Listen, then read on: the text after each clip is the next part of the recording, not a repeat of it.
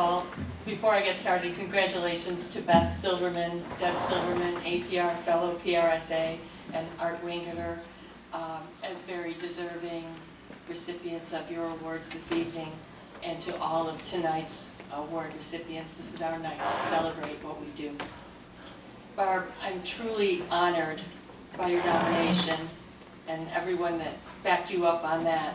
And thank you to the board. I'm humbled to receive this award, especially when I look at the impressive list of past recipients. I've been in the workforce since I was 16 years old, not including my years of babysitting or the 2 summers I spent making cotton candy in a trailer at church carnivals. I tried to pinpoint what makes UB and my PRSA colleagues stand out because they're so different. And I kept coming back to a phrase that my father used when I was a kid. My dad worked 2 jobs throughout most of my childhood, but on Saturday mornings he would rise early and take on a household project of some sort. My 2 sisters and I were not so willingly enlisted as his helpers. He'd be laying on his back with his head under a washing machine and he'd say something like, "Bring me the vice grips." And if we dared ask, "What are vice grips?" we'd invariably get the same answer: message to Garcia. What, you may ask, is the message to Garcia? First of all, I'm going to tell you 5 minutes, so don't get scared here. But the story was written in 1899 by Elbert Hubbard, and here's a short excerpt. When war broke out between Spain and the United States, it was necessary to communicate quickly with the leader of the insurgents. Garcia was somewhere in the mountains of Cuba, no one knew where. No mail or telegraph message could reach him. The president needed to secure his cooperation, and quickly. What to do? Someone said to President McKinley, "There's a fellow by the name of Rowan will find Garcia for you, if anybody can." Rowan was sent for and was given a letter to be delivered to Garcia. How the fellow by the name of Rowan took the letter, sealed it up in an oilskin pouch, strapped it over his heart, in 4 days landed by night off the coast of Cuba from an open boat, disappeared into the jungle, and in 3 weeks came out on the other side of the island, having traversed a hostile country on foot and delivered his letter to Garcia, are things I have no special desire now to tell in detail. The point that I wish to make is this. McKinley gave Rowan a letter to be delivered to Garcia. Rowan took the letter and did not ask, "Who is he? Where is he?" He simply carried the message to Garcia. This, of course, was my father's way of teaching us to take the initiative, to deal with uncertainty and ambiguity, and most important, to get the job done.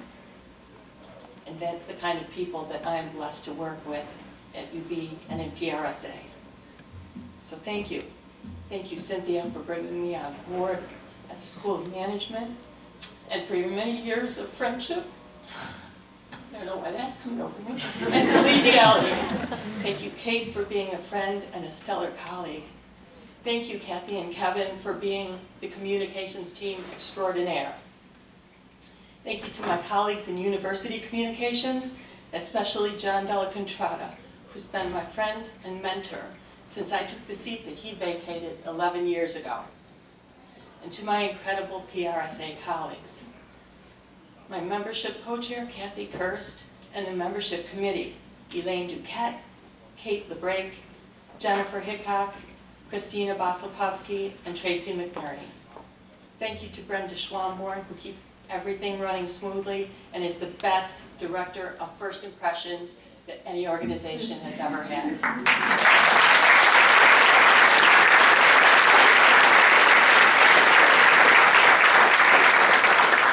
Thank you to the current board of directors and so many others who do so much to elevate our profession in all they do. Beth Donovan, Jeff Patterson, Barb Byers, Mike Barone, Deb Silverman, Lisa Eichenberg, Dick Shaner, Ann Carden, Ron Smith, Stan Hudson, Susan Seawick. I know I could name everybody in this room. I'm sorry if I don't want to take up the time to name you all. Thank you to all the outstanding young professionals who work so hard to get the job done every single day. It's an honor and a pleasure to work with all of you, and despite what is usually an overwhelming workload, somehow, by some miracle, it manages to be really fun. Thanks also to my family, especially my boys, John and Jim, who probably suffer through my deadlines more than anyone. My friends, Gary, Laura, and finally, I know I didn't say it back then, but thank you, Dad. Thank you. Hey, Jackie, I guess just real quick, just your thoughts on the evening and receiving the award.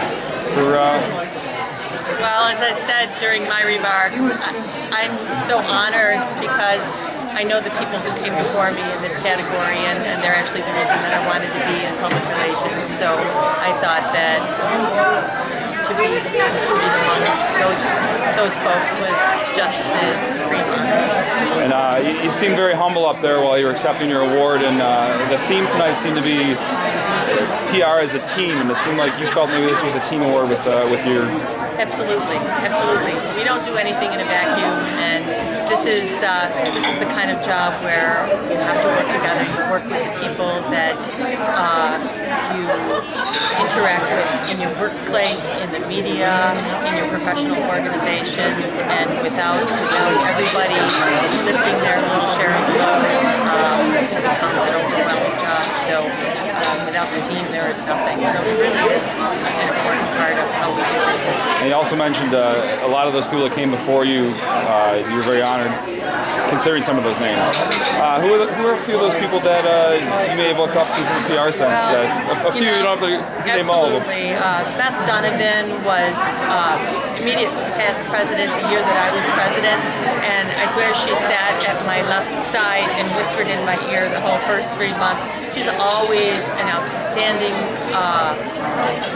person in terms of looking for guidance and what's appropriate and how things have been done in the past, and she had it all down. Deb Silverman is our ethical guru for the chapter. John Della Contrada is another one of those get-it-done people, and there's just so many other people. I mean, as I said, it's hard to name all the names, but we have so many working committees, and they're all volunteers. My membership committee co-chair, Kathy Kirsten, our whole membership committee, they meet every single month. They work all month long, contacting new members, welcoming them, and it's not for by any mistake that we're one of the fastest growing chapters in the country. And Jackie, anything else you wanted to say about tonight or the award or your team that maybe I didn't ask you? I just, again, thanks to everyone, because it was an incredible evening, and as I said, it just doesn't happen without everybody working together, and I'm so proud to be part of that team. It really